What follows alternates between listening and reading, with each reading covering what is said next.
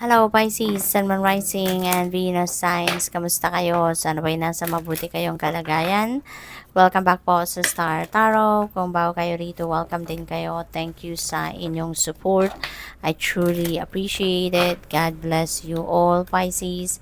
Pauna mensahe po ninyo, uncored relationships. Ayan. So, let go now. Forgiveness is freedom. Maaaring meron kayong relationship dito, no, na kailangan na ninyong tapusin, no.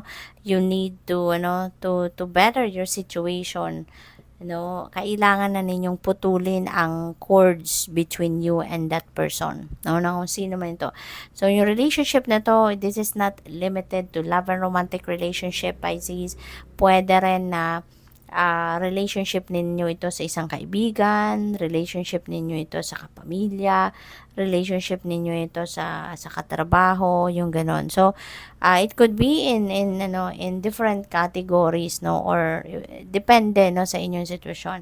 Ibang category ng relationships ito, no, but definitely this is not serving your highest good anymore. This is not bringing you positive energy. Kaya panahon na para putulin mo na ang relationship mo dito with this person. Okay? Maaari din na Pisces. Pwede rin naman na sa romantic relationship talaga for some of you, no. Napipick up ko dito na sa romantic relationship ninyo, this has been so siguro parang nasaktan kayo ng taong ito, no. It could be hindi recent, no, yung pangyayaring ito, but maybe this person have hurt you, at parang wala na, hindi na, yung parang hindi na naayos or hindi na nakabawi yung yung kayo, no, ng inyong person. Parang hindi na naibalik talaga, despite the effort ninyo siguro or effort ng person ninyo, hindi na naibalik sa dati, no, yung inyong relationship. So parang wala na, parang kaya ngayon siguro naramdaman ninyo na dead end na to, diba? This is it, this is the end of it. Kaya hindi na rin naman ito nagdudulot ng magandang pakiramdam sa inyo. So it's better to to release, no, yourself from that relationship, no. So yung ganun. Maaari din na ang iba talaga sa inyo rito meron ng nagkahiwalay na talaga. So not necessarily na sa love and romantic relationship ito, no, na talagang nagkahiwalay na tapos hindi na naayos, no. Probably ganun din ang sitwasyon dito ng iba sa inyo. Kaya maaring nandoon na rin kayo sa puntong gusto nyo nang magsimula ng bagong buhay, no, na hindi na parte ng buhay ninyo yung taong ito, at mas gusto nyo nang magpatawad na para makapag-move on na kayo at makapagsimula na kayo ng sariling buhay ninyo, no. So what else? We have create your vision. Do what makes your heart sing. You are being nudged forward. Okay? So, gawin ninyo kung ano yung makakapagpasaya sa inyo.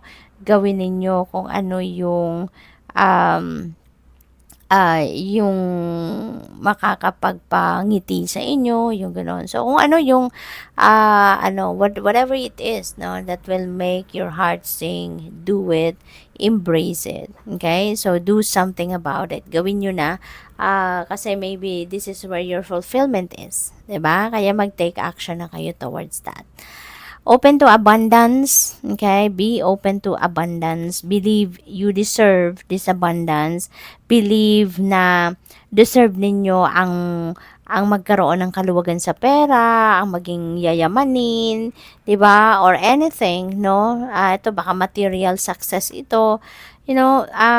Paniwalaan ninyo, no, na deserving kayo dito para talagang ito yung energy na mahatak ninyo, no, talagang mapunta sa iyo kung ano ang mga biyayang ito, kasi sabi rito plenty and prosperity, no, so there is abundance and prosperity that is about to come in sa buhay ninyo, Pisces. So you need to align, no, align yourself, align your energies with this abundance and prosperity energy para mahatak nyo talaga ito sa inyo. So, tanggalin na, no?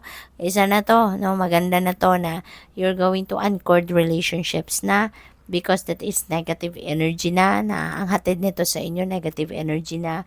So, tanggalin na kahit ano man ang mga negative thoughts, negative feelings, emotions, tanggalin nyo na yan because that is not going to serve your highest good. Okay? We have magical crystal cave, switch on your inner light and bring forward your gifts. Okay? So, isa din ito sa mission ninyo sa ngayon, Pisces, no? Switch on your inner light at ilabas nyo na, i-unleash nyo na yung inyong mga gifts. Kasi maybe now is the time na kailangan na ng mga tao sa paligid ninyo yung gift ninyo. Diba? Maybe there are people, no? Aligned with you already, no? Para matulungan mo, para matouch mo ang buhay nila by using your gifts. Sa spiritual journey, no? Lalo-lalo na kung nagkakaroon kayo ng spiritual awakening, meron talagang nangyayari na as you head towards a spiritual awakening, meron mga ganito, no? Nandiyan yung magkakaroon ng separation, ang iba nagkakaroon ng matinding problema talaga sa pamilya, no? Sa relasyon, yung mga ganon. So, for some people, nagkakaroon ng ganon, no? Kaya nga, doon sa mga tinatawag, 'di ba? To those who are chosen, meron talaga man nangyayaring ganon na merong matinding pagsubok na dumadating sa buhay. And that is part of the journey, no, ng kung sino man na nag-undergo ng spiritual awakening. Minsan, nandoon sa punto na yung spiritual awakening journey ninyo, yung parang nandoon na kayo sa dark night of the soul. Kumbaga, no, na matindi talaga yung mga pinagdadaanan. Isa na yan, no, sa relationship. No, isang manifestation na yan na ang iba sa inyo siguro ay nasa spiritual awakening stage na, nasa spiritual awakening journey. So, tingnan natin kung ano pa ang ganap. We have caring community. Ayan. So, participate and belong and enrich your life, Pisces. You're very lucky. No? For most of you, you are also very lucky. Kasi siguro nandun kayo sa nabibilang kayo sa organisasyon or grupo ng mga tao wherein you are sharing the same goals, you are sharing the same vision, yung ganon, you're on the same wavelength, yung feeling ninyo, tanggap na tanggap kayo, like-minded people ang mga kasama ninyo, yung ganon. There is a sense of belongingness, no? Sa sa grupong ito, sa mga taong ito. Kaya napakaswerte ninyo na masaya kayo, no? Nakasama ninyo ang mga taong ito. We have divine potential. Ayan, fulfill your destiny. Okay? So, Pisces, maaaring yung spiritual, spiritual gifts ninyo, no? Ito na yung pag-unleash ninyo ng spiritual gifts ninyo. This is already the beginning of you fulfilling your destiny and fulfilling your purpose. What else? We have creative solutions. Think outside the box. View things from a higher perspective. Wag lang kayong magsettle sa kung ano yung nakasanayan na ninyong pamamaraan ng pag-solve ng problema. You should also think outside the box. Subukan ninyong i-approach ang inyong problema or kung ano man ang bagay na kailangan ninyong bigyan solusyon on a different perspective, no? So what else? We have the freedom of truth. Communicate honestly. Okay? Be who you truly are. Okay? So, Pisces, magpakatotoo kayo. Be transparent, be honest, no?